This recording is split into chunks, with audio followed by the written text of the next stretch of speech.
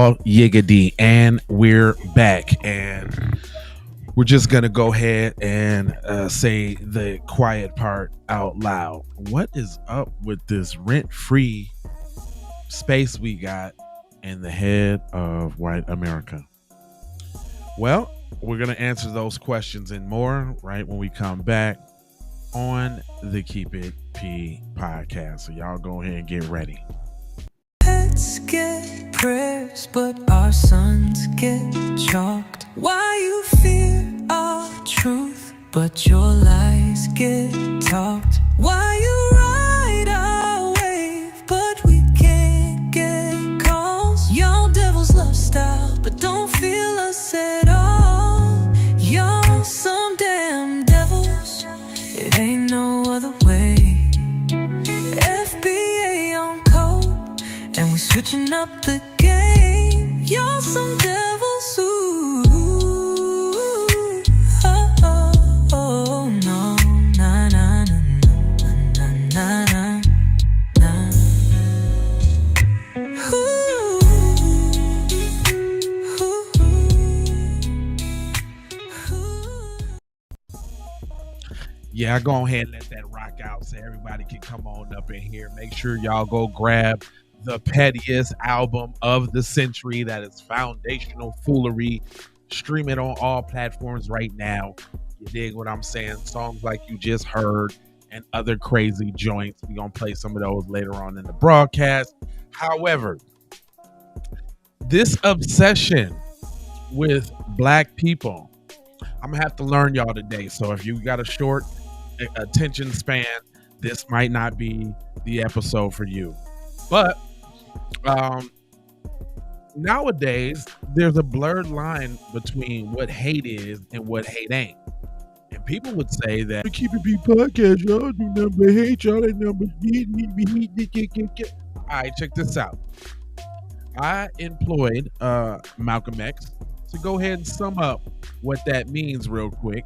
And then I'm going to also give y'all the definition of what racism and white supremacy is by our great elder Francis Cress Welsing, right?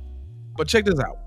Black Muslims have sometimes, whether you have or not, and I think probably you have sometimes, it seemed to me, been preaching hate to meet hate. Now, that he's saying black Muslims in that point, but the same could be said about a black podcast that's just waking up their people like the Keep It P podcast. But this is a great retort. I don't advocate any kind of hate. There's a lot of talk that sounds very much like it. No, I think that the guilt complex of the American white man is so profound until when you begin to analyze the real condition of the black man in America, instead of the American white man eliminating the causes that create that condition, he tries to cover it up by accusing his accusers of teaching hate. Actually, they're just exposing him for being responsible for what exists. Well, that's something of an argument, but I've heard speeches made by some of the people of your group. I think I've heard you make speeches. It seemed to me that you were advocating what I would have to describe, I think, as violence to meet the serious injuries that have been done your people, with which I totally agree. I don't call that violence. I don't in any way encourage black people to go out and initiate acts of aggression indiscriminately against whites.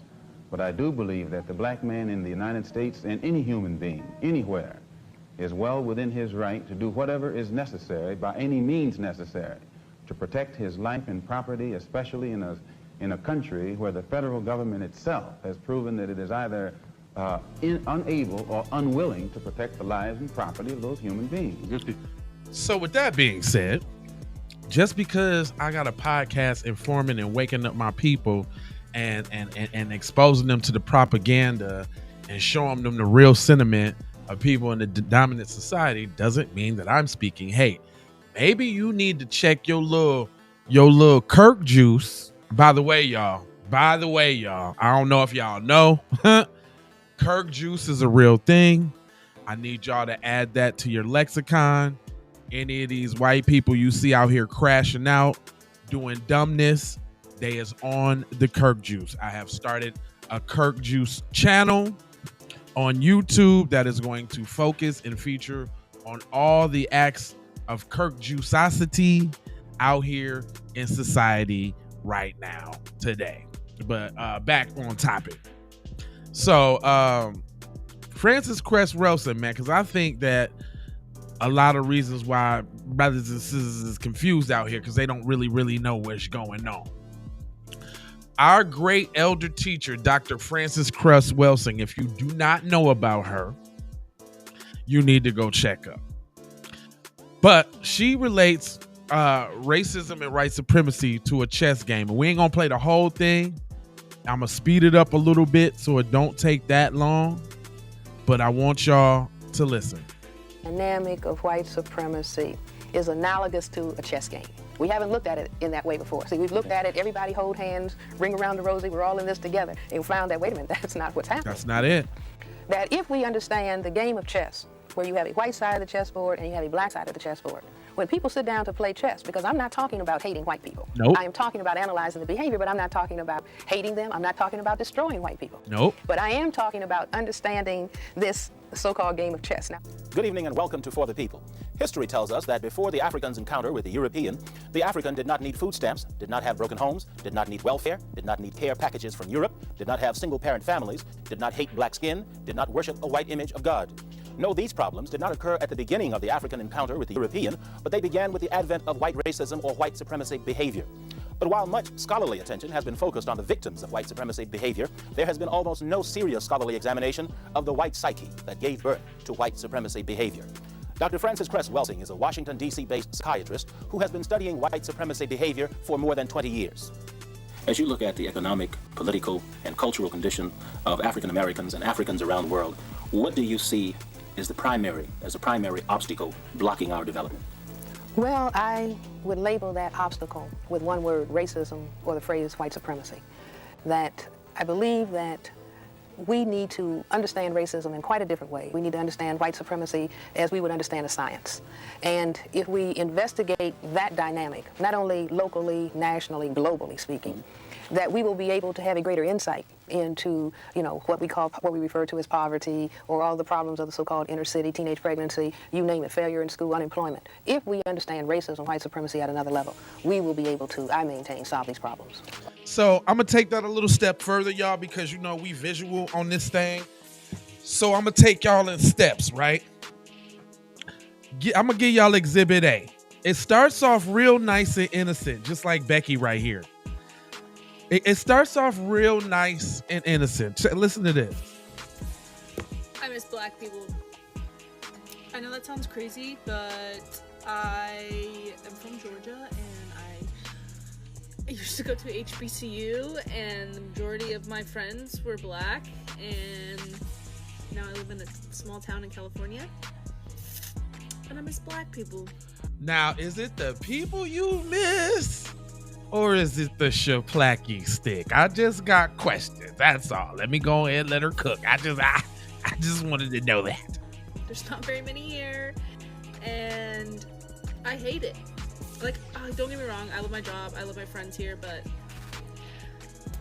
I miss black people. Is it the black people you miss? Cause that little shake, like that little reminisce, she was like, boy, the way he was tooting that thing up and beating me silly.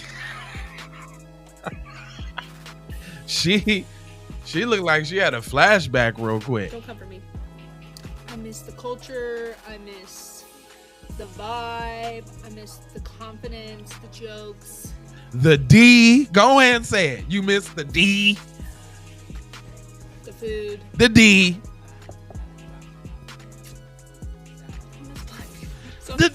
She just wanted to say it. She wanted to say it, y'all. She wanted to say it. She wanted to say it. All right, so it starts off like that, right? But then it gets progressive, right? See, I'm going somewhere with this, so follow along. Then it gets progressive. Then they start showing up in your village trying to conquer shit. What is he doing? What's this?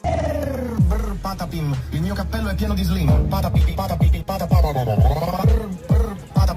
on, let me turn that down because I don't want no copyright strike. But what is this? Look at him trying to get some dap from them. Like, y'all on the team, right? And here we go. Look at me. I can dance. Look at what I can do. Look, what is he doing though? He's going to get us views.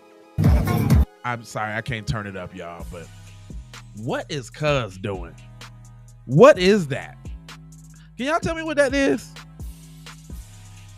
This is how it starts, right? It goes to the dancing. Then it starts getting a little bit progressively worse, right? This is an evangelical Christian person that says black people can join his church, but he has this to say about black culture. And this is for all you little bootlicking coon niggas running around talking about Charlie Kirk was a Christian man. If you putting blackness before religion, this is what them white Christians really think about you, fam. This is it right here. Somebody was coming into our church and they're black, and would they be eligible for membership in our church? Yes, they of course they would. They'd be eligible for membership in our church. But would they be permitted to participate in, embody, and practice what I would call black culture generally in our church? The answer is absolutely not. Why? Because the characteristics that mark black culture as a generalization, in the same way Paul's talking about Cretans on Crete, they are evil, murderous, violent, bestial people. They steal, they kill, they destroy. They are sinful to the core. They have besetting sins that are like fatherlessness, sexual immorality. They molest children at a high rate. All of any criminal statistic that you could look at, almost pretty much without exception, they excel at them. Now I'm gonna have to stop right there. Usually I have to let the little BS play on now, because you are projecting, especially when you threw that little bit about the molesters. Come on, cuz we know that's all white people, fam. Like you're deliberately lying. And all I'm saying is, though, is y'all praying to the same God? Black people that do that be praying and shit. Is y'all praying to the same God as him? That's all I want to know. And if so, does this Jesus got a black ear and a white ear? And does he like take in like grievances from white people and grievances from black people and then spit them out melodically? Like what's going on here? That's a question y'all need to answer yourself. Because I would venture to say that y'all ain't praying to the same God, fam. I don't know what God Cuz is praying to, right? So we got I low-key love them and miss them to let me go to their village and dance and get them hooked. Then this is the religious component, right? But let your little black ass start making some money. Then you got white boy Roy here. Meet white boy Roy. His name is Parker on his little funny ass YouTube channel. And he's being sponsored by New Amsterdam Vodka, by the way. So white people sponsor. Oh no, I'm sorry. No, he's not. That's a clip from $1 Million Worth of Game. I apologize. But he's being sponsored, I'm sure, by whiteness, because look at this, 3.8 million views on this video. And the video is about the title is Destroying T Grizzly's Pay to Win GTA Empire. Listen to that. Destroying T Grizzly's Pay to Play GTA Empire. Now, T Grizzly is a rapper from Detroit who has his own GTA Grand Theft Auto 5 server that is exclusive to him and his people, that you could pay to get on and get exclusive straps and get exclusive wooty-woo, whatever it is. If you into that, that's what you into, right? But here go white boy Roy on making it his mission to destroy Cuz shit. Check this out. This is T Grizzly, one of the biggest rappers around the world with millions of monthly listeners and songs with artists like J. Cole and Lil Yachty. But behind the music, he runs one of the most questionable pay-to-win GTA servers out there, pulling in millions of dollars a year straight out the pockets of his own fans. Now, note, pocket watching like a mug. Got to show him stacking the money. Like, you worried about him making money off his own fans, fam. Like, your premise right off the bat let me know what you want. This is that subtle white supremacy right here. Can't even let a nigga live. Nigga can't even do a damn video game joint without your boy. Now, look how deep he go, though. To down there 50 a week. That shit crazy. You feel me? So for $100, you can buy your way into a server, but once you're inside, you realize it's designed to make you spend even more. Black market guns, fast cars, trading with other players, everything costs T Grizzly's made-up currency known as Black Diamonds. And that gave me an idea. If T Grizzly's server was built to take from players, maybe it was time someone gave it all back. Someone who knew how to make millions of real-life dollars in the game, and what better way to do it than right in front of the man himself. Wait, this is T Grizzly, this is him. Hey, you robbing somebody up at my gas station today? And see if we could get him to post it to his very own YouTube channel. But before I do that, I need to become the newest member of Grizzly World RP for the low price of $100 US. Alright, so now just looking at cuz he looked like one of them yo ass white boys too. Like I got black friends, the gang, my gang. But you secretly sitting up here plotting against T Grizzly, trying to take money out cuz's pocket. Well, he ain't doing nothing to you, fam. Not a damn thing. But here you got the whole covert underground mission. See, this is why we need to gatekeep shit. That's why we need to keep people up out our shit. You understand what I'm saying? Y'all get that? Oh, but it gets deeper. So that's the subtle racism, the economic racism. Now they done just resorted to shit like this. Now they do it. And notice this too. They always they know who to talk to and they know where to do it at. Because if they ran up on the wrong people, you already know. But I got this from I Expose Racism Pedos. Shout out to that channel on X. Yeah, I did subscribe. Yeah, I am subscribed to him, but I ain't paying attention though. This says racist white man cruises Walmart parking lot yelling warnings to fellow whites. Black people are inside. Danger, stay out. If this ain't obsession, I don't know what is. Check it out, y'all. Hey, bud, just a heads up. There's 7 niggers in Walmart right now, so just be careful going to your car, all right?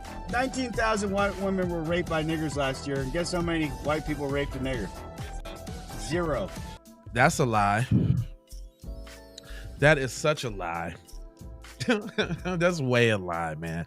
Like, it's up at this point. It's been up, actually. But I'm just talking about up to the point where, you know, y'all, most regular people's trying to see this. Why do y'all think I've been compelled to do such a podcast of this magnitude, man? Because it's going down out here. Because we in a race war and fools don't even know that there's people actively fighting against us. This is what you call like reconnaissance. This is what you call he like scoping out the area, and he do a little bit of recruiting too. Check this out. Listen to this too. This how they recruit. 60% of all violent crime is by niggers. Are you Christian? Do you think that niggers go to heaven? No, Jesus hates niggers. Again, I ask y'all, are y'all praying to the same Jesus, fam? Because he just said Jesus hates niggas. That's what he just said. And it's just so funny that all the people talking about have sympathy for Charlie Kirk and all of that is based in it off some Christianity. Y'all ain't put the 2 and 2 together yet. Y'all ain't put the 2 and 2 together yet. I call it Kirk juice. Me. This is a prime example of that Kirk juice ideology. But there's more. Hey guys, just a heads up, there's 7 niggers in there, so be careful going to your car. Oh no. Oh no, jeez. Now notice that though. I want y'all to take a look at that. See, there's some jewels in there. He said to a random white man looking for solidarity, hey, you know, it's 7 niggers in the store. Be aware. The white man said back, hey man, my stepdaughter's black. And that's it. But he would probably be the same person on a panel or in the jury talking about, I don't see race, I don't see color, my stepdaughter's black. But he ain't ride, he ain't check cuz, he let it pass. He let that pass. I want y'all to see that. That's what you call casual racism, right? He's confronted with white supremacy in his face, and you know, hey man, my stepdaughter's black. Volcano. There are 7 niggers in Walmart. Please be careful, okay? Please be careful. They're rapists. No, I'm dead serious. Niggers raped 17,000 white women last year. So just be careful. You just said 19,000. Tonight. All right, we're doing patrol. How you guys doing? Just want to let you know, be careful. There's 7 niggers in there tonight. Yeah, niggers are scum. Just looking out for you guys. You're white. Fuck niggers, white power. Fuck niggers, white power. Just a heads up. There's 7 niggers in Walmart. Please be careful, all right? My question is like where you get the energy to do this? Like, you ain't got nothing better to do on whatever weekday or weekend night that you rolling around the whitest town in Walmart, because ain't no niggas heard you say that. You ain't saying that loud enough so no niggas can hear you. And that's so cowardly. It's so cowardly. But what do you expect? But there's more. Sir, we're just looking out. There's 7 niggers in Walmart right now. Please be careful, okay? You got it, man. Please. If you need us, just honk, okay? We got guns. Hey, we just want to let you know to be careful if you go in there tonight. There's 7 niggers in Walmart, so just be careful. If you need us, let us know, okay? Are you lesbian? You're fucking weird looking. Hey, fuck off, Jew. Fuck you, nigger. Shut up, nigger. Right, nigger. You're a fucking lesbian. What are you, fat? Hey, fucking put us weirdo. on TikTok. Put us on TikTok, you fucking lesbian. Put us on Instagram. Hey, there's 7 niggers in there. Be careful. White power, you fucking nigger. That's right. White power. You know what's funny though? These niggas won't bust a damn grape in a food fight. Y'all gonna run up on the lesbian chick, then you want to get all tough and shit. But I ain't seen y'all run up on no niggas. Why you can't warn the niggas about the niggas though? Niggas don't get no warning? Little cowards. Who all up in here, man? It's a whole bunch of people in here, man. Tap in. I know a lot of y'all coming in off them viral reels that we got over there with that Kirk juice. Ooh, that Kirk juice got them mad, y'all. The Kirk juice has got them upset. Kirk juice TV is in full effect. Matter of fact, let me show y'all real quick. Let me show y'all what the Kirk juice look like. Matter of fact, y'all can go check it out on the channel. The reel is blowing. This is that Kirk juice on display. Who was on the Las Vegas strip on that Kirk juice? But they mad about this. I'm talking about if I comment this joint. Kirk juice. Damn, what a big thing to say. Look, your boy on that Kirk juice tried to run up. Then he met up with somebody doing some really high kick.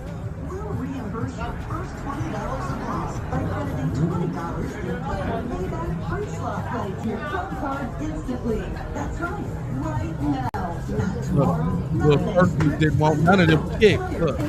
Ooh, got that little kick. Ooh, he spit on them and ran.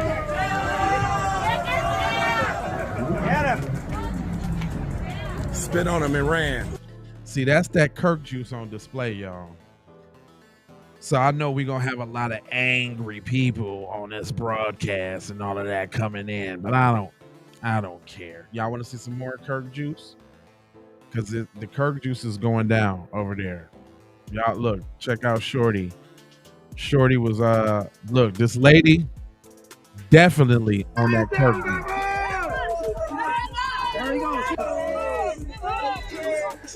Look, on that Kirk juice at the game.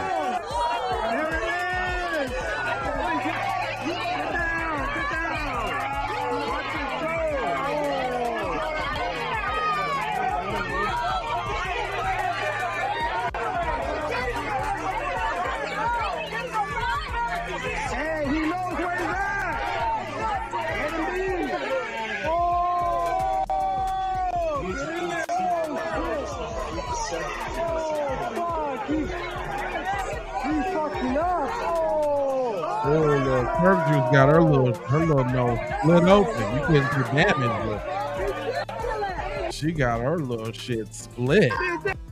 Damn. What else I was gonna say? Yeah. I wanted to bring y'all back to the reason why all of this is happening.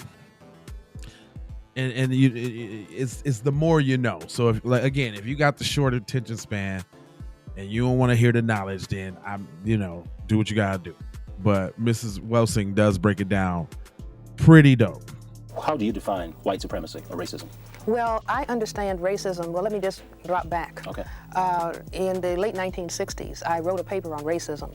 The paper was really written for fellow colleagues in psychiatry because we were looking at racism. If you remember, 20 years ago, people were having black caucuses and looking at the issue of racism during the civil rights era. And so I put down my thoughts about racism. And I entitled the paper that I wrote, The Crest Theory of Color Confrontation and Racism, in parenthesis, White Supremacy. Crest is my maiden name. And so I entitled the paper that. But basically, I looked at racism as a behavioral dynamic that came about because the white population in the world is a tiny minority population. It is also a genetic recessive population in terms of skin coloration. And so I looked at racism as behavior that evolved when this minority population that was genetic recessive found itself in a world on a planet in which the vast majority of the people, black, brown, red, and yellow, are not only the numerical majority, but they are genetically dominant in terms of skin coloration and could potentially cause white genetic annihilation. Before she goes on real quick, she said something that, I'm not saying that's what she meant to say, but it's funny the way she chose the words when she said, when this white population finds themselves on a planet with other minorities, other people of color or whatever. I just thinking like aliens, maybe? I'm always going to talk about aliens, so I don't care. I got my tinfoil kufi on. But genetic annihilation is where she left off. And so if the white population consciously or subconsciously desired to survive genetically speaking, you see, and not be, well, I think sometimes they use the terms mongrelization of the races, but genetic annihilation is the terminology that I use, then that would require that the white population hold in oppression all of the non-white people on the planet, black, brown, red, and yellow people. Now, of all of the non-white people, black people have the greatest genetic potential to cause white genetic annihilation. And so when we were children, we learned, if you're black, stay back, brown, stick around, yellow, mellow, white, right. Now, those are the gradations of the genetic production of this black pigment melanin. And so the more melanin you have, the greater threat to the fear of white genetic annihilation. So that's the way that I understand racism. And racism is not something that is just operative at the economic level. That racism, to use the terminology of a gentleman named Neely Fuller, who has also written about racism, that it is operative in all areas of people activity: economics, education, entertainment, labor, law, politics, religion, sex, and war. In other words, there are behaviors that are carried out across the board in all areas of people activity to prevent white genetic annihilation or to maintain white genetic survival.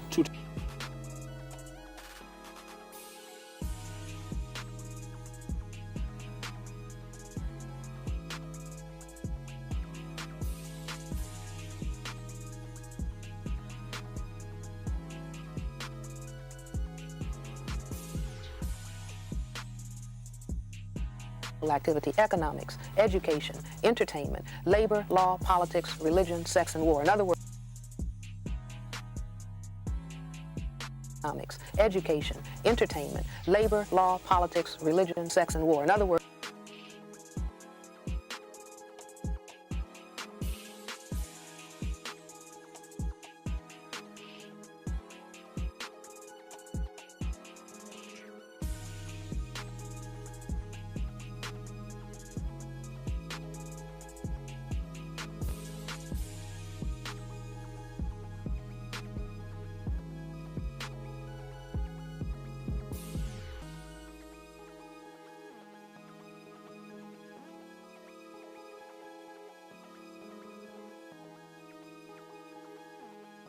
Oh, I'm sorry. I'm talking. That's just, look, man, that's just a tool. These are tools that they use to support racism and white supremacy. Entertainment, sex, war, politics. Did you hear what she said? So you don't think that there's propaganda in the things that you see and hear for the benefit of what? To prevent genetic annihilation. They scared of dying off. So does that say that you got to draw a conclusion from that?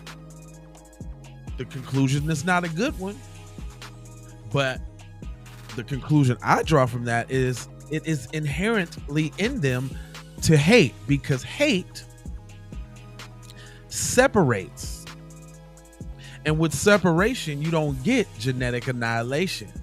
If everybody was all love, kumbaya, blah, blah, blah, blah, they be wiped out. They be gone. What's their biggest great? We want to live in a racially white society. Well, they can't do that if little Becky is getting some soul pole, fam. They can't. So this ain't, like to give an excuse to their racism. It's just to help you understand it. Right? And just know, y'all, the smaller and smaller of a minority that they get, the more that they're gonna act up and act out in an attempt to try to save their race. But there's more. Words, there are behaviors that are carried out across the board in all areas of people activity to prevent white genetic annihilation or to maintain white genetic survival. Two terms, genetic recessive and genetic annihilation. What do they mean? Well, genetic recessive, the inability to produce melanin skin pigmentation, is a genetic recessive trait. A genetic dominant trait is the ability to produce melanin pigment. Now, melanin is the pigment it's a black pigment that causes skin coloration. And so the inability to produce that pigment is a genetic recessive trait. So that means if we talk about the genetics of the people that's on this earth, the lack, therefore, of melanin is out of this world, literally. I'm pointing to aliens. Aliens is my thing. Y'all can keep going with what you're going with, but they live here among us and they them people, because you can't explain it no other way. But she said a recessive gene, and people with melanin have the dominant genes. So that means if we mix our genes with anybody's genes, you get our genes. Here we go.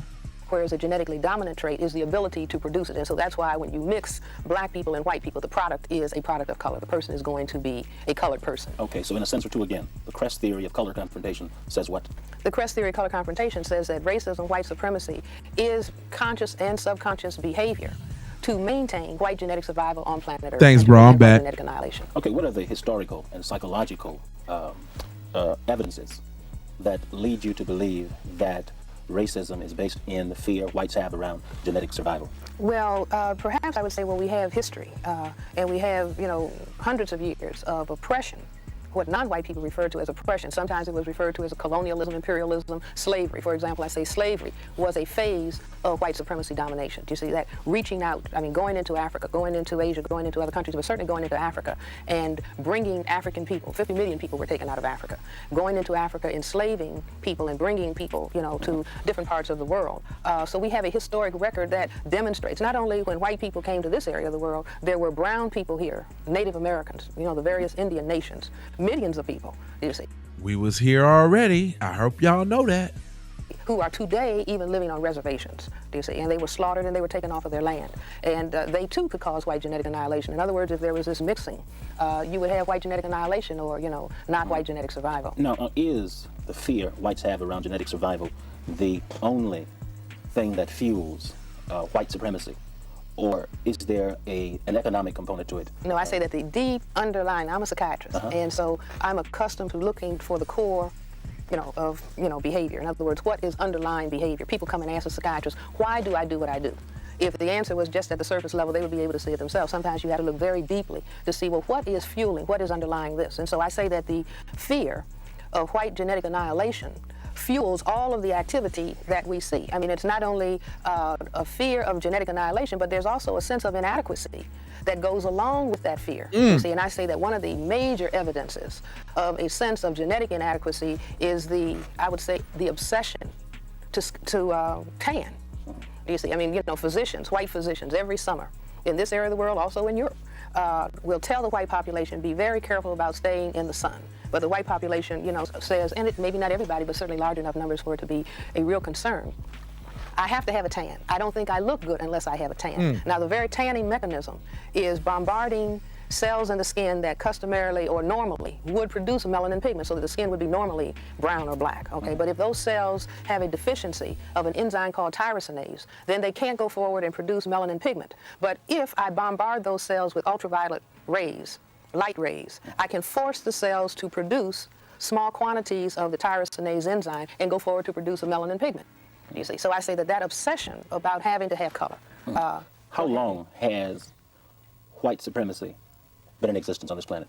Well, I would go back 2,000 years. I would go back to even Greek and Roman times. I mean, if we bring to mind a map of the world and we see this gigantic continent of Africa, and then we see the very tiny countries that are atop the continent of Africa, Europe, and if we look and visualize on the northern tier of the Mediterranean, Greece and Rome, so that when you had the white population, 2,500 years ago coming into Africa, there had to be the awareness that, white genetic annihilation was possible. And to the extent that people will say that the Greeks were white, or the Romans were white, with all the intermixture that was going on with black people in Africa, then there had to be the maintenance of a white population, or saying, well, the white population is going to have certain privileges and the non-white population is going to be denied those privileges. Otherwise, everybody would have been colored.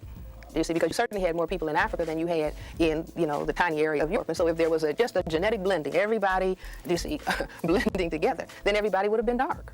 But if everybody is not dark, then that means that there's a segregation going on based on the ability to produce melanin skin pigmentation, and I say that that's white supremacy.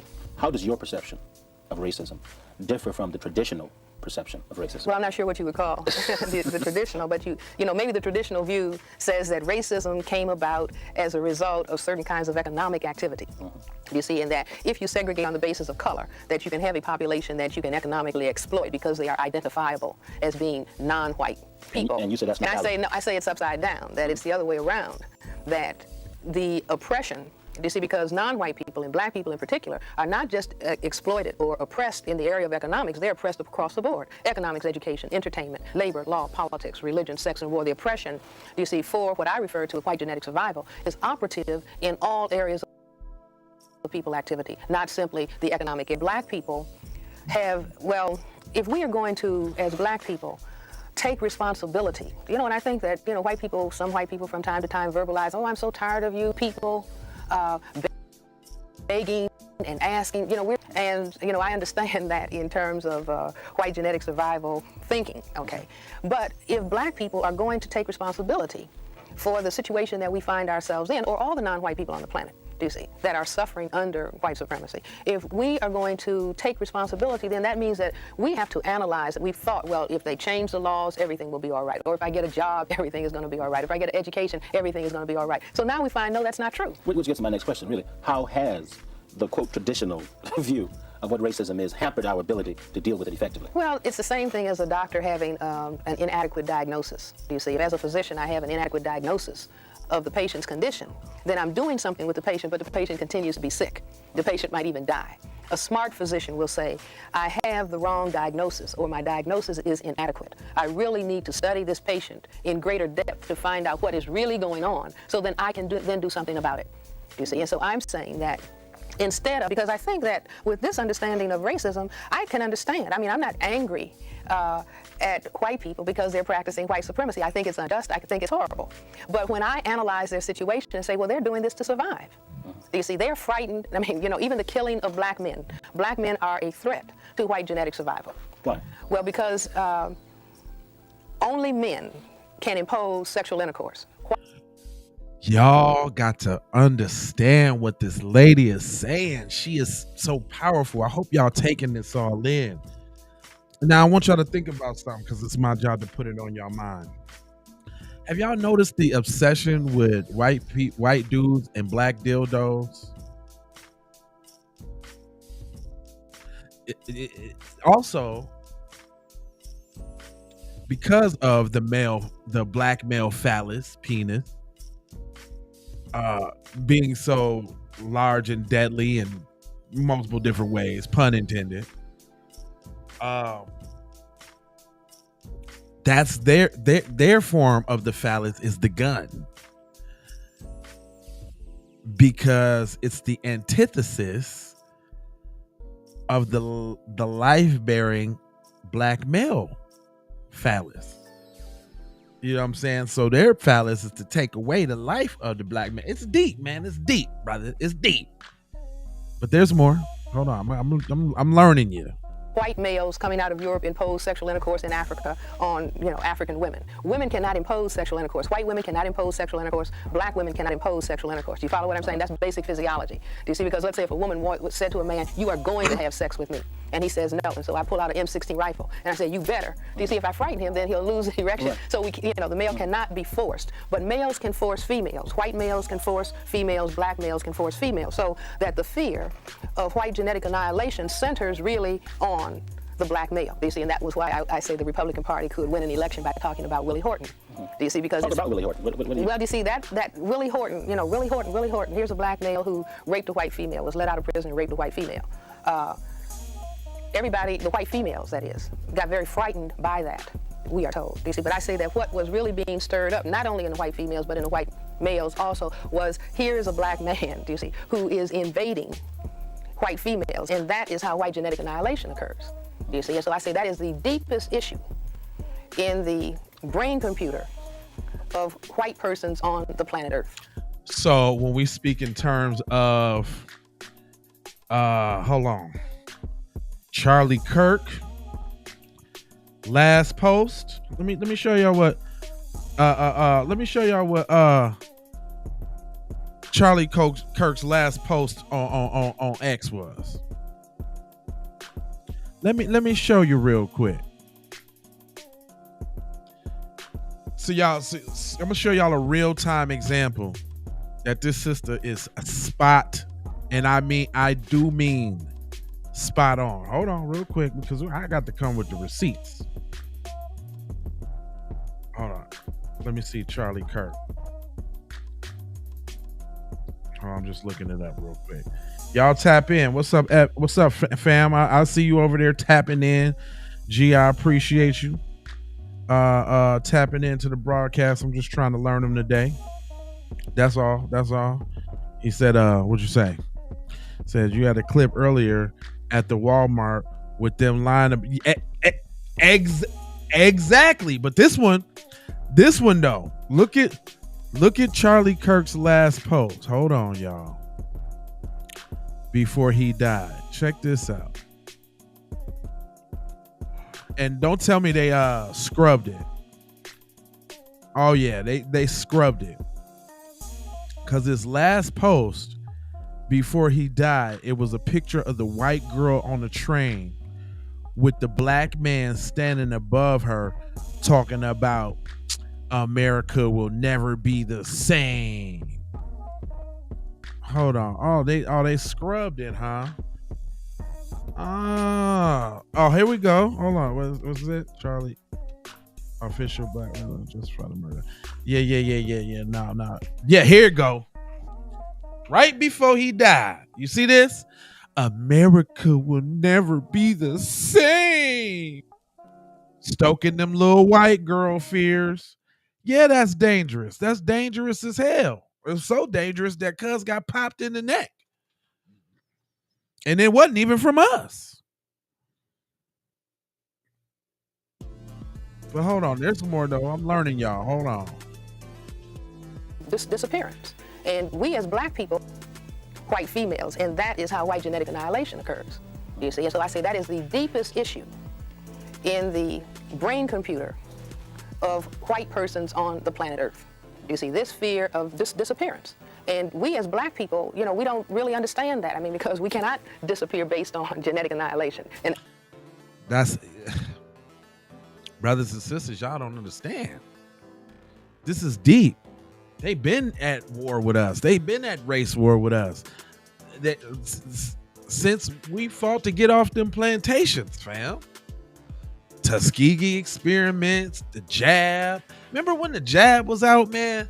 How they was offering niggas 3 5s to go get the jab. Get your booty to the polls. Vax that thing up. No vaccine, no vucking. No. They was going hard. What you think that was? You don't think that's war?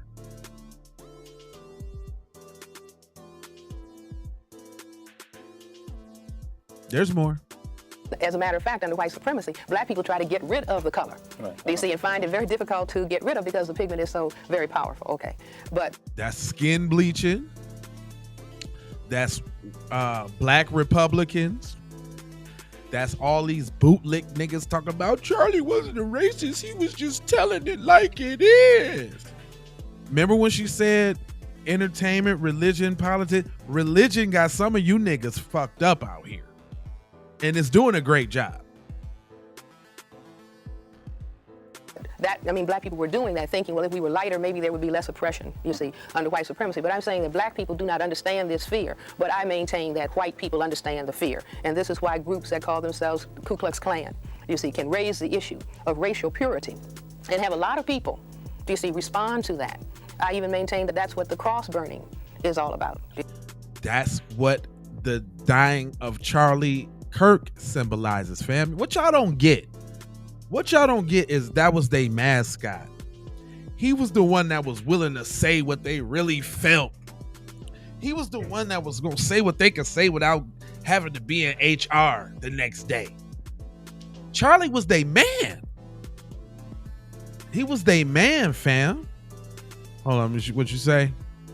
Did you see the update on NC perpetuators?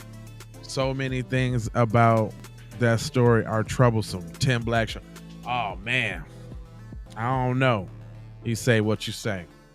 There's an official report that the NC Mail told that police that he is being controlled. He said they injected him and he can't control his thoughts and behaviors. It's on the official police. That's that MK Ultra fam. See, we got some very intelligent viewers here on the Keep It P podcast that know things. And, sometimes I explain things and I don't want to seem like I'm preaching to the choir because I know we know, but these is the broadcasts that need to be spread out there for everybody to get this sort of kind of information. Because if you don't understand racism and white supremacy, everything else will confuse you. And now you're going to have your little goofy ass running around here talking about we all in the same gang while they secretly beating up on your ass. I say that the cross, if I hope we can talk about this in a mature way on television, but if you have a view of the male genitalia, you see, so you're looking at the testicles and you're looking at the phallus, that if the brain makes an abstraction of that, you have a cross. You see, and so all of the, mongrelization of the races or the white race is going to disappear. And so that is altogether symbolized in a cross and burning of the cross, you see, which is a statement of that this is what the black male's genitalia can cause the annihilation of the white race. And so, lynch the black man, castrate the black man. If a black man gets out of line, then burn a cross on his front lawn, you see, and kill him. I say that these are the deeper issues that are not talked about at the surface level. People say, oh, I never thought about it like that. I mean, I've had white people say that. Oh, I wondered why. I didn't understand why, you see. Now, when every white person hears that, they may not respond, but somebody has to explain behavior. You mentioned the word castration. How prevalent is that in world history? That is, people being castrated. Well, I say that is peculiar to white people dealing with non-white people. I mean, there's no record of black men castrating white men. There's no record of black men tampering with the genitals of white men. Tampering with the genital. Come on, man. The problem is, man, we got a lot of people for whatever reason that's scared to speak the truth because obviously speaking the truth has some dire consequences. But this mirror has to be held up to people, man. That's why you ain't never heard. Some of y'all probably ain't even never heard these words before. Some of y'all ain't even never heard these thoughts and these ideas from a brilliant sister. I'm talking about and this is a psychiatrist we're talking about, somebody who psychologically is breaking down the profile of people who are inherently racist for genetic survival. So now we begin to see that all the things that are portrayed on us in society is nothing more than a projection.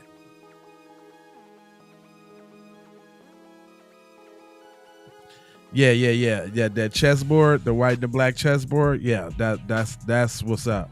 Oh, but there's more. I'm gonna learn y'all. Y'all got to get this today. Hold on. You see, and so if a scientist, a behavioral scientist would say, well, this is very interesting. Why would this occur? What is behind this behavior? Why this attack on the black man's genitals? And I say that if we begin to understand the fear of genetic annihilation, because what is in the genitals, what is in the testicles, do you see? The genetic material is in the testicles, do you see? And so if I have a fear of being genetically annihilated, then the brain computer will cause me to attack the person's genitals. I even say that, what is called justifiable homicide. And justifiable homicide does not refer to, because we don't have instances of black men in police uniforms, do you see, so-called accidentally killing a white male. We don't have any record of that. But the record. Say that again. So you don't have a record, or of black police officers saying, "Oh, I shot that white male. I thought he had a weapon." There's no record of that. But we have, the record is, gross with innumerable instances of a white male in uniform. Could be a 14-year-old black male or it could be a 45-year-old black male. I shot him. I thought he had a weapon. And then that's called justifiable homicide. Now I say deeper, what is going on is that within the white male's brain computer is he looks at the black man and he thinks about the black man's genetic power that resides in the genitals. And that in his mind subconsciously is a weapon. Do you see what I'm saying? Because see, we never talk about these issues. These issues that I'm talking about. Shannon Sharp. Y'all remember Shannon Sharp? The little white girl talking, I want give me some black babies. Put some of them big black babies in me. They had to fry cuz. Oh no, you got to come up off of 50 million for that, fam. You see, I would guess that they've never been talked about in the history of television. You see, to talk about what is actually going on around this issue of fear of genetic annihilation. So that I thought he had a weapon and so therefore I shot him. Well, he does have a genetic weapon, if you want to call it that. And I say that also accounts for the language that is used, the great equalizer. I wish we had a blackboard because, again, to go back to looking at the male genitalia, and you can see if the brain makes an abstraction, it's going to be a cross. Okay, if you look at a lateral view of the male genitalia, you have something that looks almost like an L. You see, if you turn that around 90 degrees and you have something that looks like this, and it's an abstraction of a gun. And then we call that the great equalizer. You see, and then it's worn at the level of the genitals and at the hip level. Wow, is this deep? I knew this stuff, but I'm just saying, did y'all know this? What's up, Tia Mama? How you feeling? Yeah, it's deep, y'all. It's deep. So basically what she just told y'all is that you're at war and you're walking around armed already. Your uniform and your penis is your uniform in this race war that has been going on. And we still got people. They're like, oh no, it ain't no. Yeah, you might as well assume, fam. You might as well. It ain't been this big uproar and outcry over Charlie Kirk over nothing, fam. This is the quintessential explanation of where Kirk juice comes from. But there's more. Oh, hold on. Was that it? Hold on.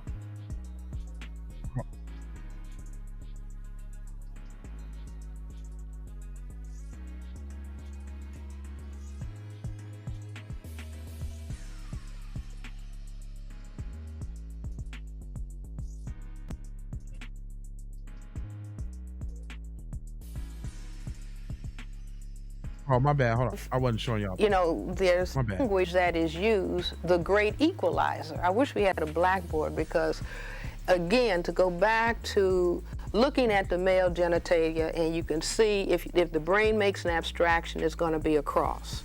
Okay, if you look at a lateral view of the male genitalia, you have something that looks almost like a L. Do you see? If you turn that around 90 degrees and you have something that looks like this, and it's an abstraction of a gun. And then we call that the great equalizer. You see, and then it's worn at the level of the genitals and at the hip level. So I say that the brain computer, you see, in the white collective and the white male collective specifically, that if, there's looking at the black male and saying he has a weapon, meaning his genitalia and his genetic material, that can cause my annihilation. And so the brain computer says must create weapon, can do same thing. Do you see? And then that turns out to be the gun. An effective response to white supremacy. Your opinion on the civil rights movement as an effective response to the... Well, you see, the civil rights movement evolved. I mean, you take the emancipation of, enslaved black people in 1863. I mean, at that point, when we were enslaved by white supremacy, we thought if they would just take the chains off, everything would be all right. And we found out that the chains were taken off, and then we had laws that were going to do the same thing that the chains did.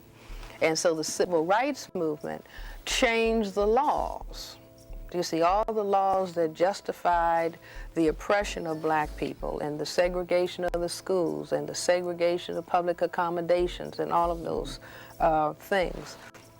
The civil rights movement changed the law. Which is the reason why you got your boy Charlie Kirk going so hard talking about civil rights was a mistake and civil rights should have never happened. Come on, pay attention, y'all. She's saying this in 89, y'all. It's 2025.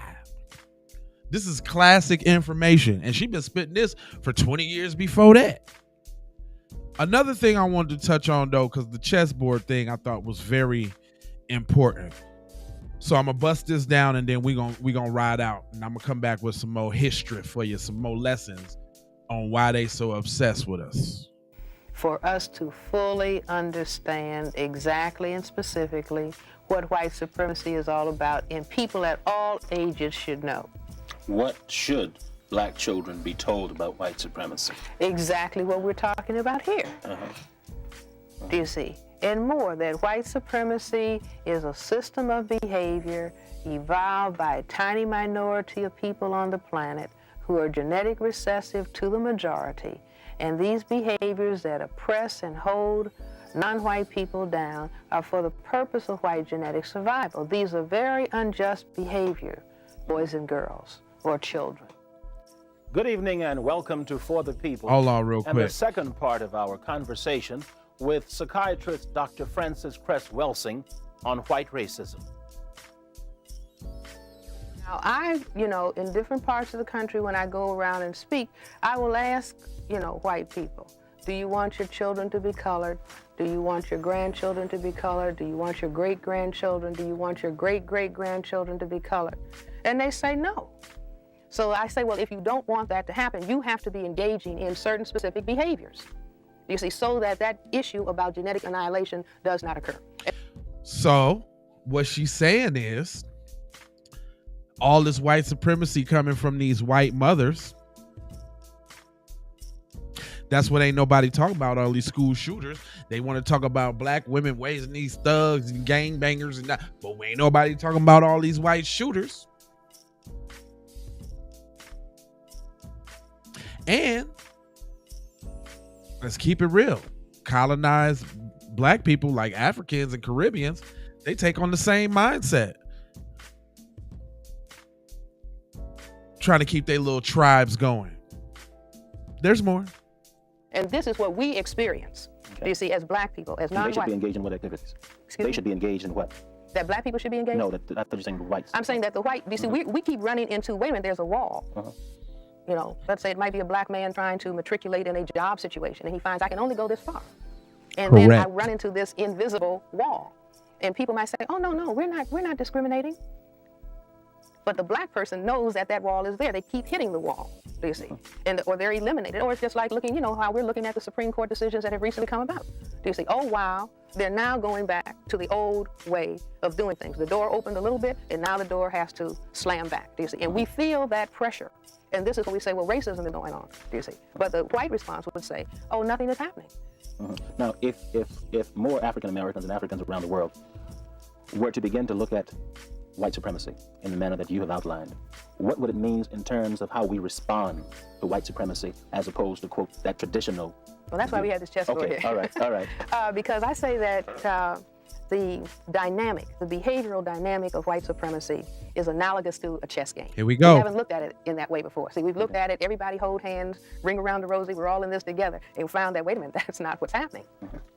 That if we understand the game of chess, where you have a white side of the chessboard and you have a black side of the chessboard, when people sit down to play chess, because I'm not talking about hating white people, I am talking about analyzing the behavior, but I'm not talking about hating them, I'm not talking about destroying white people. But I am talking about understanding this so-called game of chess. Now, if we look further at the chess game, that in the game of chess for the last 100 years, the game has been played where white always moves first. So that the white side of the chessboard is playing offense, defense. The black side of the chessboard has to play defense, offense. So I say that that's a perfect analogy to white supremacy. And this is what they mean. This is why they bastardized the term woke, y'all. This is why they don't want y'all to wake up. Because once you wake up, then you know.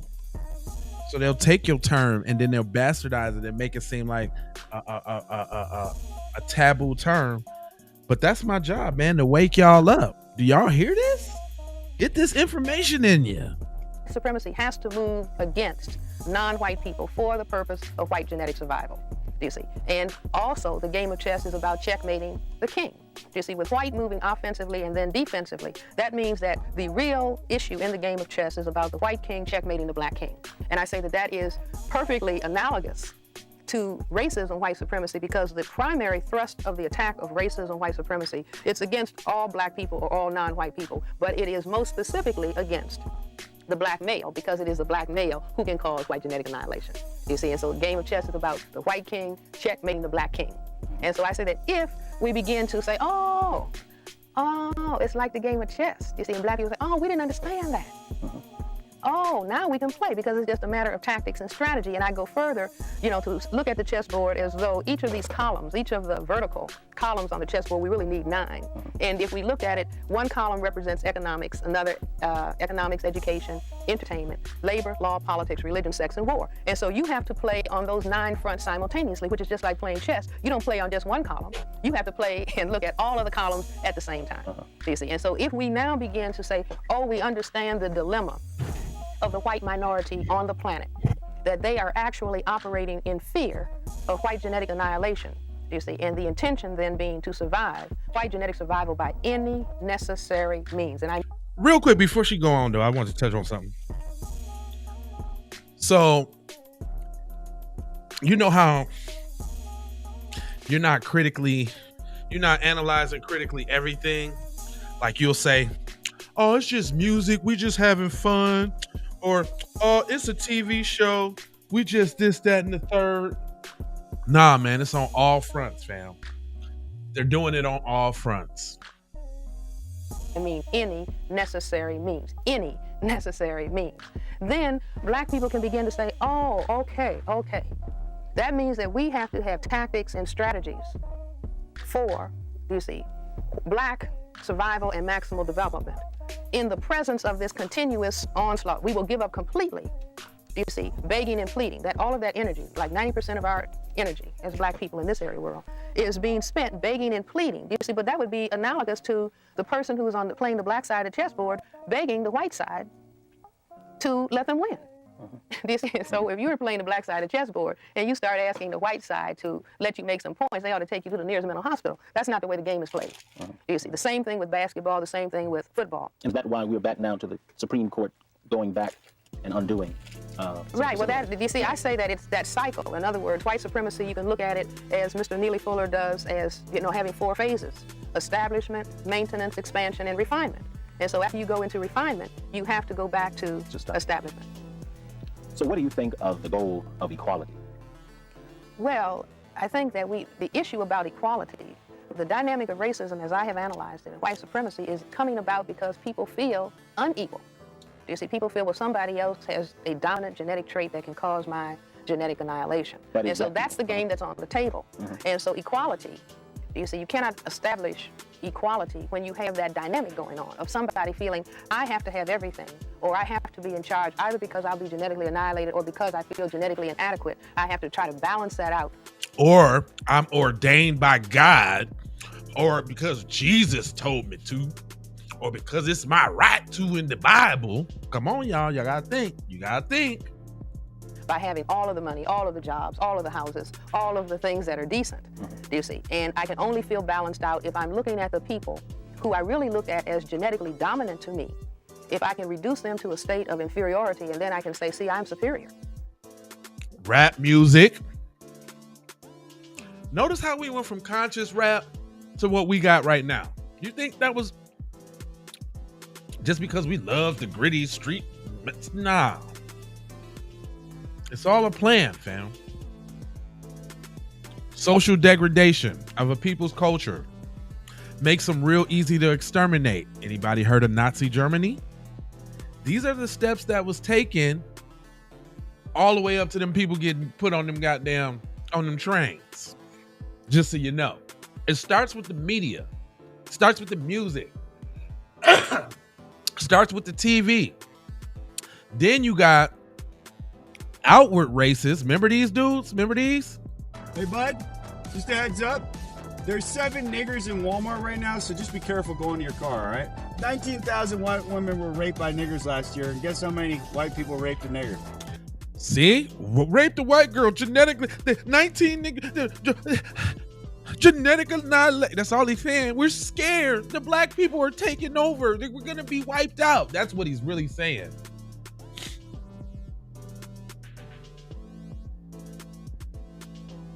I said, yep. Great enlightenment. R&B music to trash music. Hell yeah. Ain't no girl, you know I love you. Ain't no more of that. Now is bitch, get your teeth on my dick and my N and my B and I whip it with the E and I in the N. Come on, man. It's for a reason. Hold on, but there's more. I ain't done learning y'all yet. Hold on. Now that's the dilemma. And I have said, when I wrote the paper, The Crest Theory of Color Confrontation, I said the challenge to white behavioral, it's a challenge, or there's a challenge to white behavioral scientists to help the white population locally and globally become comfortable with its color and its minority status in the world. How do you do that? Well, first of all, by talking about it. You see, but this is a topic that you cannot talk about. I mean, you should take an A and 1,000 gold stars for having, airing this kind of discussion. This is a discussion that you cannot bring out. Because it makes them feel bad. Taking books out of schools, blah, blah, this, blah, blah, that. Man, this girl, this woman was a prophet, y'all. She's seen the future. Black people are awesome. Seriously, if you are a black person trying to talk about racism, you can lose a job. Oh, she's always talking about racism. Is that going on right now? People talking about Charlie Kirk racist ass getting fired from the job. They want you to, fam, they trying to push it on you, man. It's here, man. It's been here. I've been talking about this for 5-6 years. You always talk about that blackity black stuff. Nigga, ain't nothing else to talk about. That's all they talking about, your black ass. Every day, all day. You go up and down. That's all Twitter is hate the black people. And y'all wonder why I do what I do. You see, no, we don't want to talk about racism. We certainly don't want to analyze it, because if we analyze it, then you see, one can get rid of white supremacy. For example, if all of the non-white people on the planet begin to understand the dynamic of white supremacy will come to a stop. What? That's called getting on code, y'all. That's why I do what I do, y'all. That's why I do what I do, y'all. That's why y'all should be liking and sharing and telling your friends about programs like this in the new black media, because the more we know, the more we grow.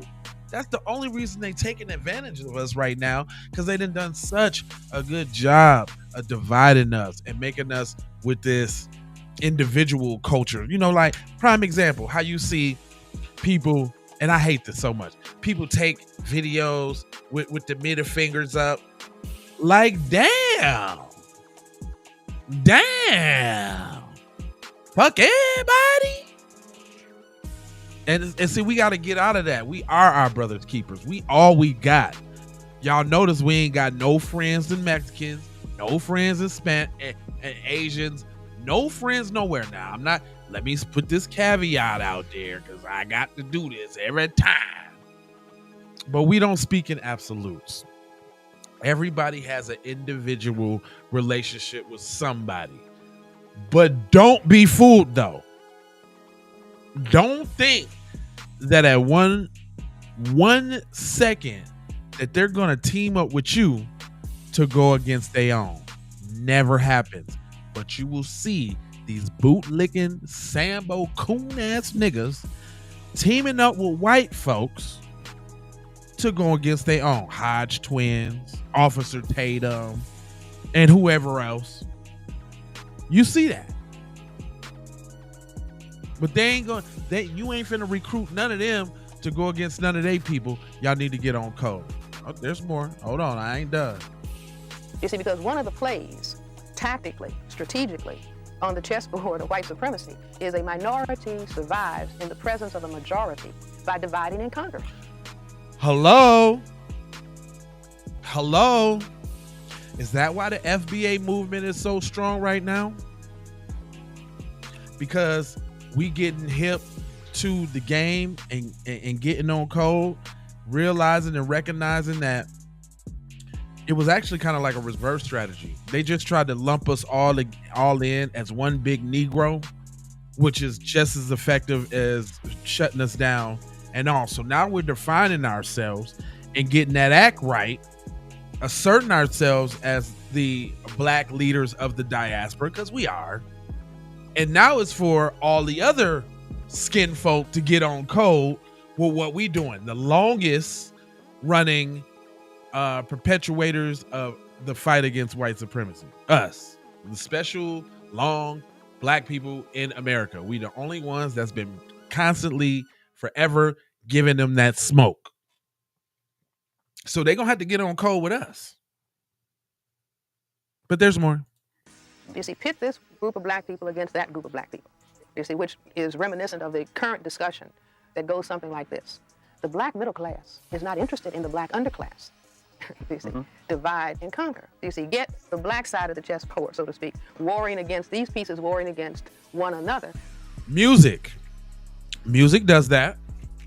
Musically, on every song, there is a I got it and you don't got it mentality. Therefore, I'm better than you and I can have anything you have and you don't deserve nothing because you're a buster and you ain't got it.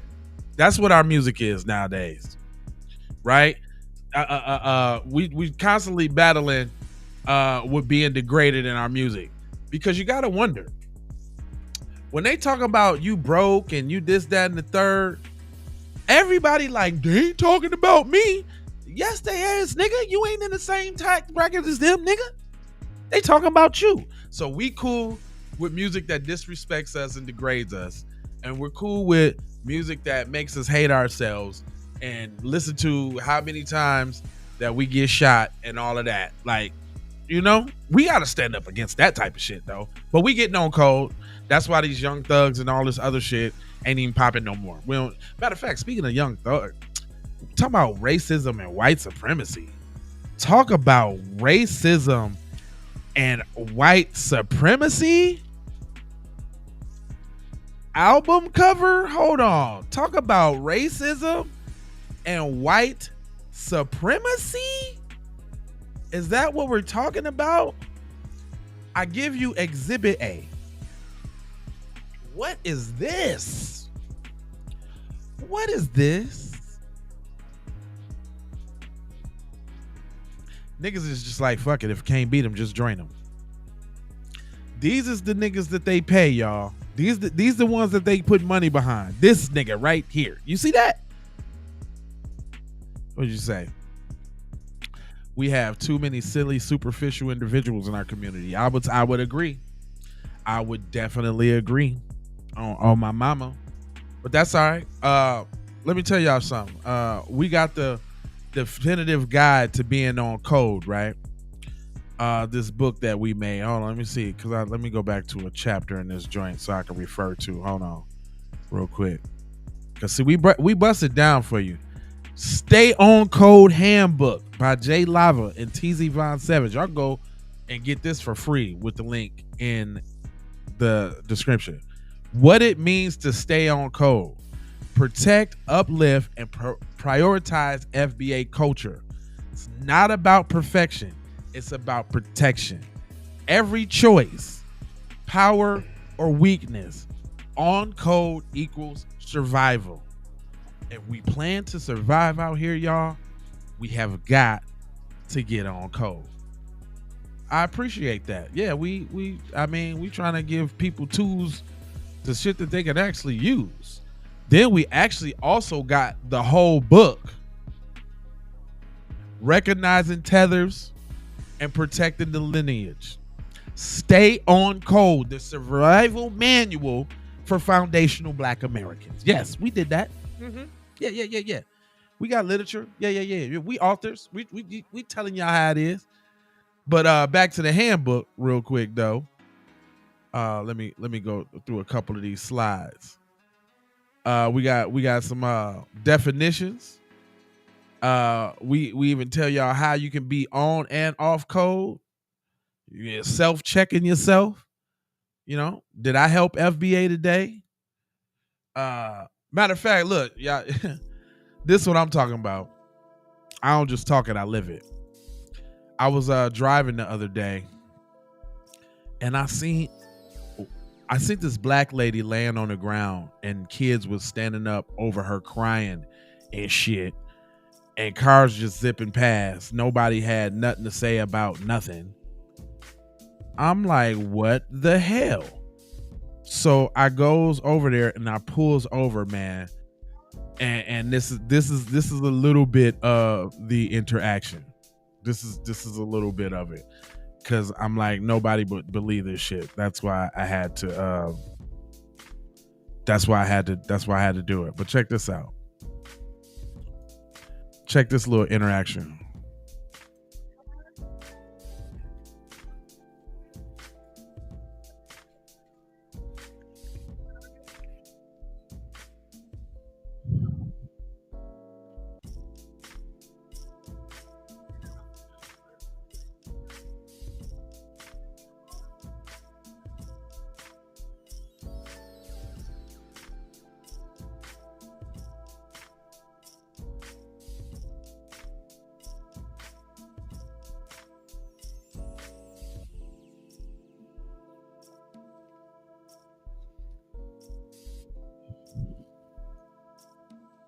Oh, you know what? Hold on, fam. I'm watching this shit and I ain't even, shared it with y'all, man. Hold on, my fault. I'm just sitting here. My bad. I wasn't paying attention. Family, is that your mom? My bad. Hold on. Check this little brother. Come, you all right? This little interaction I had the other day, right? I was driving down the street, man, and I seen this lady laying on the ground, man, and these little Black babies, man, crying. So I had to hit the block, man, and go back over there. I ended up getting out the car. This was just a short piece of it. I ain't really want to, like give her personal information and all that, because I, what I'm saying, had to give them a ride and shit. But I had to get her to calm down because she was on that Kirk juice, fam. She was straight on that Kirk juice. Check this out, though. This is crazy. You all right? Huh? I'm trying to stop this. I'm just saying, coming. Hey, are you okay? Hey. He told me to come. He told me to come. Hey, mama. He told me to come in this land. I'm this. Mom, are you? Hey, shorty. This your mom? Hey, help him out, my dude. Help him out. I am. This your mom? Help me. Help him, bro. Help me. Help me. Now notice the other dude, little Mexican dude, was like, help him, bro. Like, we all we got, man. Ain't no, if I wouldn't have stopped, man, I don't know what would have happened to these shorties, man. These shorties, them two shorties you're looking at in the video, Mama, you good? Hey, hold on, shorty. Mom. They ain't got no goddamn shoes on. I had just went to the store and grabbed some Doritos and a soda and shit. I gave the kids the Doritos and the soda and shit. She said she had just got into it with her husband and she had ran off. Nigga, it was hot outside, cuz. It was hot outside, fam. That ground was hot. Them two babies ain't got no shoes on. She got some fucking shoes on, the bitch. But them kids ain't got no goddamn shoes on. So I had to get them up off the damn concrete and shit. And I dropped them off around the corner. You know, I hope everything was all right or whatever. You know what I'm saying? It was really killing me emotionally, like just to see the kids go through that type of shit, man. And I know they're gonna be all right. Everybody experiences some type of adversity. You know what I'm saying? Hopefully they'll grow up to be proponents of mental health, you know what I'm saying, after experiencing what's going on with their mama and shit. Do you need me to call? Give me some of your people number or something. Huh? Come on, you can't be doing that for the babies. You all, what's up with you? Is that your mom, fam? Is that your mom, fam? Is that your mom? Family, is that your mom? Little brother, come. You all right? Yeah, at that point I had just jumped out the car because I call that talking in the car shit. But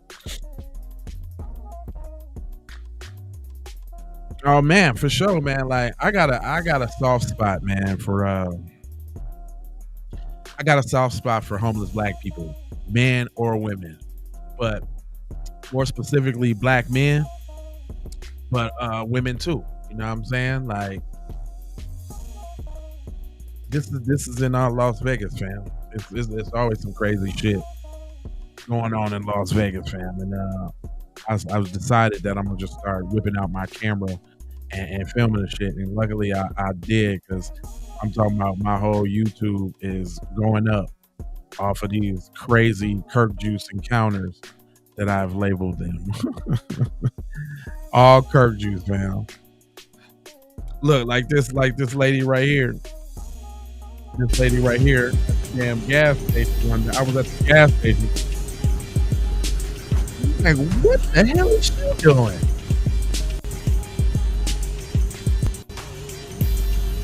Like, what is that? If somebody could tell me what that is that they see. If somebody could tell me what she's doing. Yeah, this is my regular life, fam. The shit that I be seeing on a regular basis, fam, like this. I caught this the other day too. Shorty was downtown on that Kirk Juice. You can hold that lift up on the strip, sipping that Kirk Juice. Her friend looked like she was on something as well.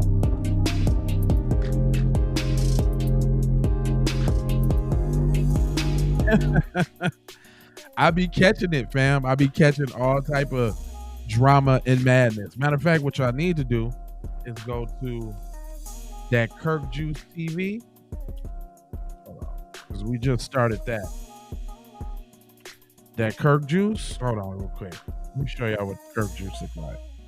Because Kirk Juice is in full effect.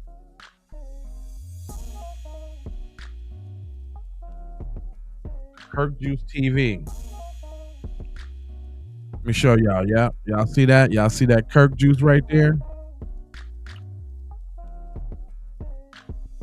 We just starting this channel out. It's going to feature all the scuffles, skirms, and viral chaos of the Kirk Juice world that we live in. Matter of fact, I've been spreading Kirk Juice all across all the channels, really. So don't hesitate not to use that in your lexicon. They hate it.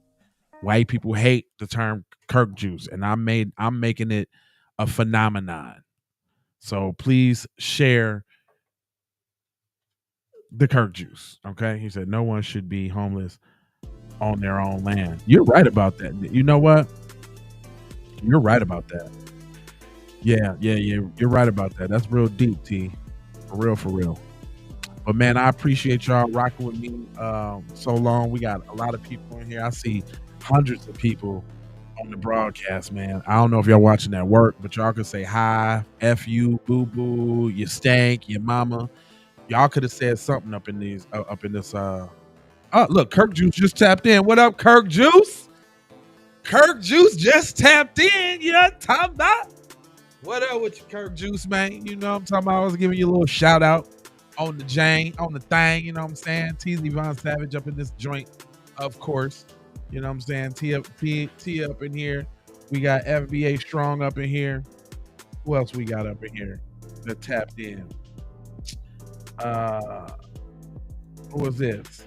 Goldtronic Gold. Yeah, okay. What up? You family now. You done tapped in. That's what's up. Look, we got somebody we even got somebody in another language. It's funny that they got a raccoon for the profile picture. Look at that. I don't know what the hell they said, but whatever. They up in here trying to do some sort of kind of hate, and nobody cares. Nobody cares. Yeah, we're gonna give them some love, peace, blessings, and some aloha. But I'm gonna have to play a couple of these songs before I go high. Because first off, I need y'all to go get you one of these. We coming to Washington to get our check. I need you to have one of them. If you ain't scared, I mean, I know it's kind of big words. I know you know, if you ain't scared.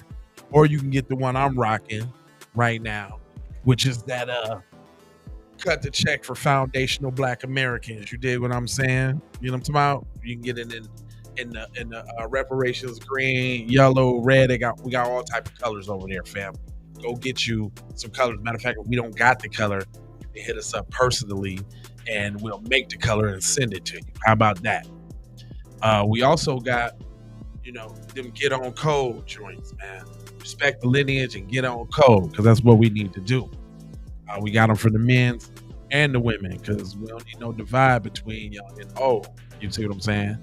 Don't forget that we got the definitive, you know what I'm saying, stay on code survival manual for foundational Black Americans. That's about, what's like 47 pages, 40, 50 some pages. Nothing but, you know what I'm saying, that dopeness, you know what I'm talking about? Then we got the most pettiest, and I do mean pettiest, album of the century, foundational Foolery, with hits on there such as Cow Coochie, Wrong Cookout, White Devils, Hoop Dreams. We got it's a couple nice parody joints on there. You know what I'm saying? For you to go ahead and get into. But I'm not gonna hold you. I'm gonna mold you, fold you, and scold you about being on code. And you know I got 4 words for you. I need you to go ahead and subscribe for the vibes. I need you to go ahead and like for the spike. I need you to comment, your vomit, share if you care about getting Black empowerment everywhere. Please do that on the platforms that we are on, Jones.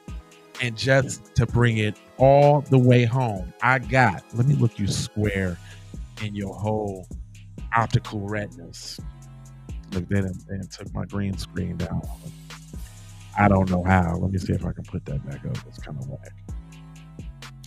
It took my whole little green screen down, y'all. I don't know why. Let me see if I can get that back. But anyway, love, peace, blessings, and aloha. I'm out the door for sure. You already know how I listen to this song before you go high. You go deep. Down on the couch, candlelight and all say it's delicacy, but I just gotta pause. You got questions, so do I. Why your tongue deep where the moon is down on the couch, candlelight and all say it's delicacy, but I just gotta pause. You got questions, so do I. Why your tongue deep where the moon resides? Oh, why you back there, baby? Yeah, ain't no flavor that crazy. You call it culture, we call it wild. That ain't cuisine, that's denial.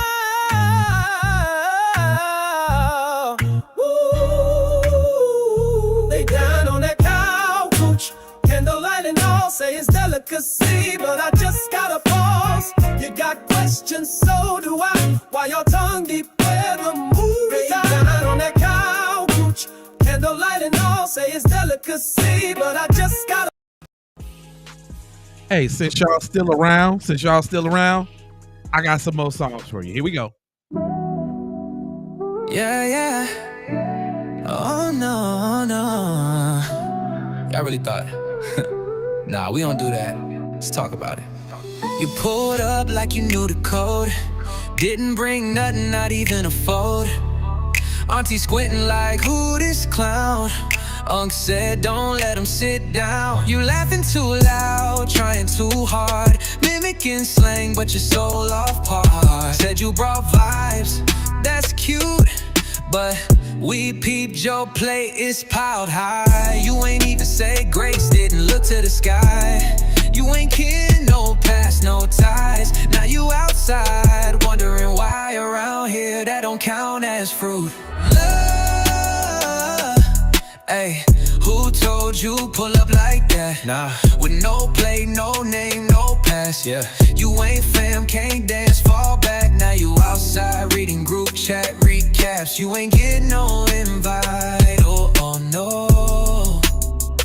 You ain't get no invite, oh no. Get probed up like you knew the code.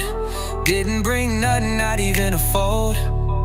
Auntie squinting like, who this clown? Unc said, don't let him sit down. Oh, y'all still around? Are y'all still here? Oh, y'all must want to hear some more songs. Okay then, here we go. Let's get prayers, but our sons get chalked. Why you fear our truth, but your lies get talked? Why you ride our wave, but we can't get calls? Y'all devils love style, but don't feel us at all. Y'all some damn devils, it ain't no other way. FBA on code, and we switching up the game. Y'all some devils, ooh, oh, oh, oh, no, nah, nah, nah, nah, nah, nah, nah. Ooh,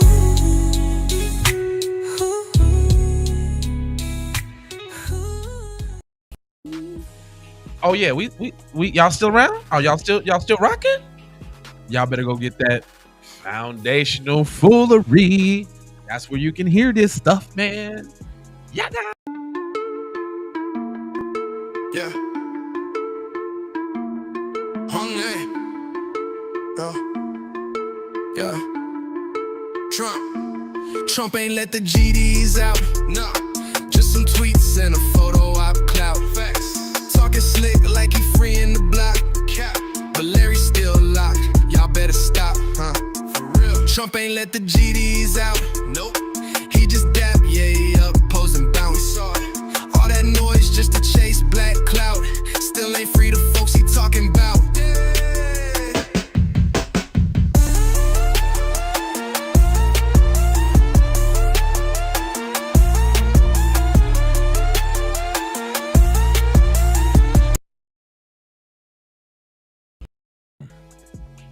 Fam, I'm telling you, this album bangs, fam. Y'all need to be going to stream that, fam. It's bangers. Matter of fact, hold on, I got a couple of these jaunts for you. You want some more of them jaunts? Hold on, fam. Let me show you something, fam. I got a couple of. Matter of fact, this is another song.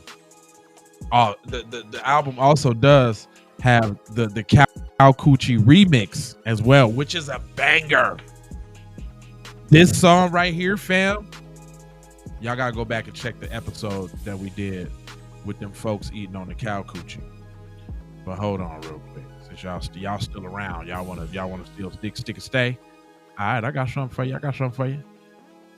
Y'all go get that Foundational Foolery album so that y'all can bang these gems. Hold on. Here we go. We got gems like this on the joint. Bangers.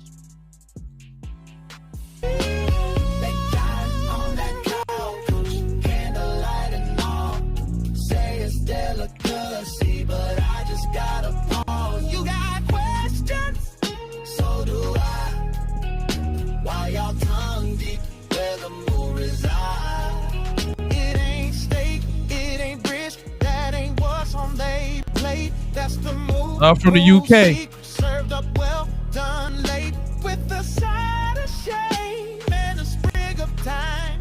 You eating cow cooch, talking about it's divine. On that cow cooch, candlelight and all and all. Say it's delicacy, but I just gotta pause. You got questions? So do I. Why y'all tongue deep where the moon resides? I'm telling you, this foundational foolery. It got. How would you do that? On there. Hold on, let me see if I can find another one of them bangers for y'all. When I was in prison, you know. Hold on, real quick, y'all. And go check out the reels too. We got hella good reels. This is another song on the album that bang. Hoop dreams, Becky schemes, took the bag, shattered the team. Love the fame, not the soul. Now we ballin' just to fill the hole. She saw the contract, not the pain. Sipped and Chardonnay, playing games. He lost his rules, trying to flex. Now he missing love, gaining stress. My mama warned him, but he chased no. Now his checks got nowhere to go. From courtside love to lawyer calls, Becky got it all when that empire falls. Mama warned him, but he chased your snow. Now his checks got nowhere to go. From courtside. Hey, that's a banger. Y'all gotta look, man. Keep It P podcast has got a lot for you guys. Okay, you go stream good music. Oh, let's not even forget about the foundational, the FBA album Teezy just came out with. Teezy just dropped a bomb FBA instrumental album that y'all need to go cop with songs on there like Professor Black Truth and J Lava. Let me see. Phoenix T Analog, I think. Let me see. Look at that. Look at that. This album right here. Phoenix T album. He made a song to me. Isn't that dope? Thanks, bro. I appreciate you, sir. That J Lava bang.